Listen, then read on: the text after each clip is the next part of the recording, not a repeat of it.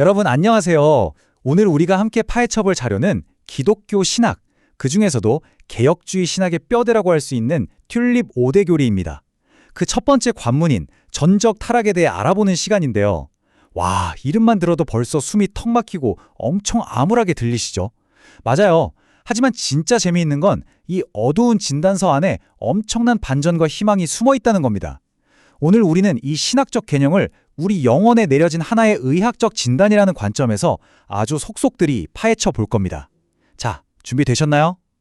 자, 본격적으로 들어가 볼까요? 보통 타락이라는 단어에 전적이라는 말까지 떡하니 붙어버리면 우리 머릿속에는 자연스럽게 이런 질문이 떠오릅니다. 잠깐, 그럼 인간이 100% 악마라는 뜻인가? 하고 말이죠. 사실 이 교리가 신학에서 제일 어둡고 무겁게 느껴지다 보니까 정말 많은 분들이 오해를 하세요.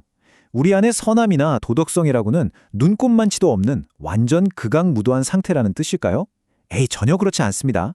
이 질문에 대한 진짜 답을 찾기 위해서 먼저 이 진단서를 제대로 한번 열어보겠습니다. 첫 번째 파트, 충격적인 영적 진단입니다. 여러분, 의사가 환자에게 내릴 수 있는 제일 무섭고 치명적인 진단이 뭘까요? 이 교리는 바로 우리 인간의 영혼에 내려진 아주 근본적인 진단서입니다. 아까 말씀드린 것처럼 전적 타락이 우리가 무슨 세상에서 제일 가는 범죄자라는 뜻은 아니에요. 이 자료에서 말하는 핵심은 아담의 첫 범죄 이후에 모든 인류가 영적으로 죽은 상태로 태어난다는 겁니다. 한번 생각해 보세요. 심장이 멎은 환자가 스스로 벌떡 일어나서 병원 문을 걸어나갈 수는 없잖아요? 마찬가지로 영적으로 죽은 인간은 스스로의 힘이나 의지로는 구원을 향해 단 한 발자국도 뗄 수 없는 완벽한 영적 무능력 상태에 빠져 있다는 뜻입니다. 이 무시무시한 의학적 진단의 근거는 원문 텍스트인 성경에서 아주 분명하게 등장하는데요. 에베소서 2장 1절을 보면 이렇게 딱 못을 박습니다. 허물과 죄로 죽었던 너희를 살리셨도다. 여기서 쓰인 단어를 가만히 들여다보면요.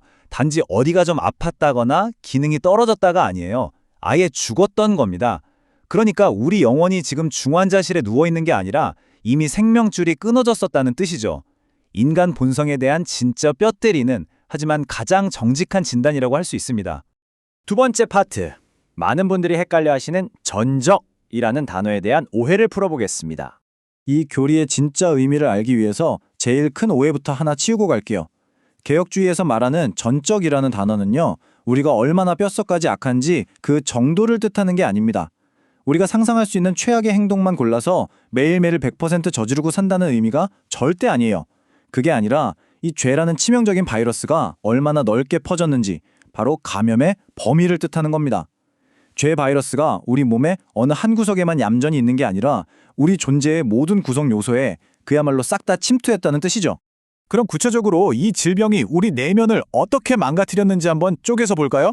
우리를 구성하는 세 가지 핵심 균형인 지성, 감정, 의지 전체에 병이 다 퍼졌습니다. 첫째, 우리의 지성은 캄캄해져서 스스로 하나님을 올바로 인식할 능력을 잃어버렸고요. 둘째, 감정은 하나님을 사랑하기보다는 내 자신을 더 챙기고 죄를 즐기는 쪽으로 삐뚤어졌습니다. 그리고 셋째, 우리의 의지는 선을 갈망하기보다 틈만 나면 불순종을 택하려고 하죠. 한마디로 온몸에 쫙 전이가 돼서 우리 스스로 약을 바르고 고칠 수 있는 멀쩡한 기관이 단 하나도 안 남아있다는 얘기입니다. 자, 여기까지 들으시면 꼭 이렇게 반문하시는 분들이 계십니다.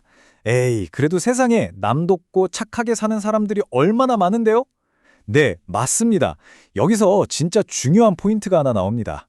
아무리 타락한 인간이라도 기부도 하고 약자도 돕는 사회적인 선은 충분히 할 수 있어요. 이건 일반 은총 덕분이거든요. 하지만 그 마음속 깊은 동기를 현미경으로 쫙 확대해서 들여다보면 어떨까요? 오직 하나님의 영광만을 위해서 100% 순수하게 움직이는 영적인 선을 행하는 것은 완전히 불가능하다는 겁니다. 하나님 보시기에 완벽한 선을 우리 스스로 만들어낼 수 있는 영적 면역력, 그건 안타깝게도 제로입니다. 세 번째 파트, 은혜로 가는 길입니다. 여러분, 진짜 소름 돋는 반전이 바로 여기서 시작됩니다. 우리가 아무것도 할 수 없다는 이 절망적이고 비참한 현실을 딱 마주하는 순간이 아이러니하게도 가장 빛나는 희망으로 가는 첫 관문이라는 사실이죠. 이 우울한 진단서가 어떻게 희망으로 바뀌는지 세 단계의 논리적 흐름으로 짚어볼게요.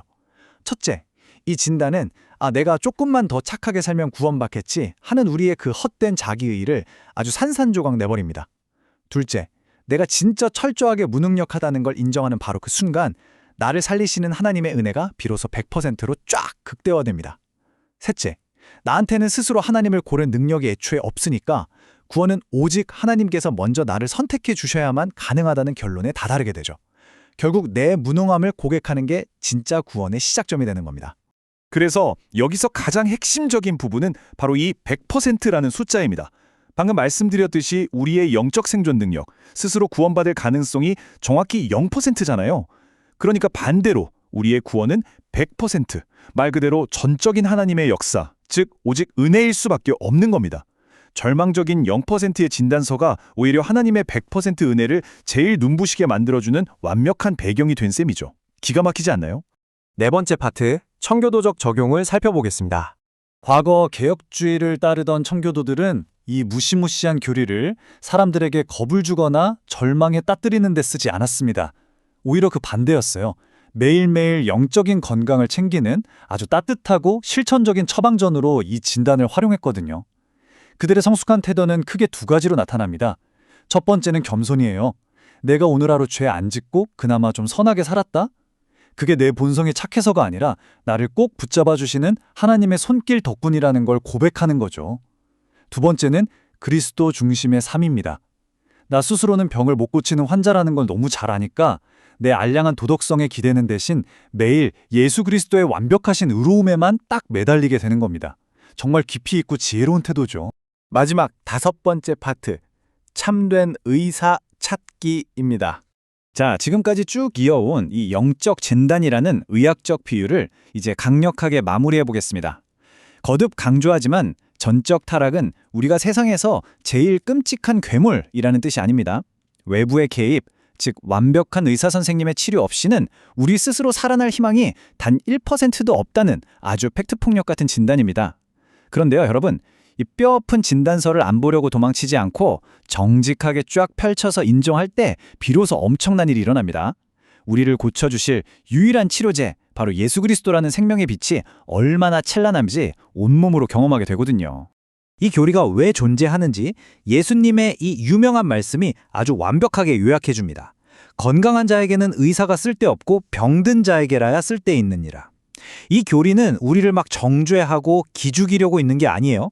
오히려 우리를 스스로 못 고치는 중증 영적 환자라는 걸 깨닫게 해서 우리의 진짜 명의이신 그리스도께로 당장 달려가게 만드는 아주 고마운 축복의 이정표인 겁니다.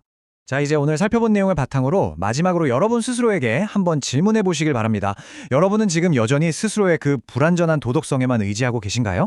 아니면 내 철저한 무능함을 솔직하게 인정하고 위대한 영혼의 의사에게 다급하게 구조 요청을 하시겠습니까?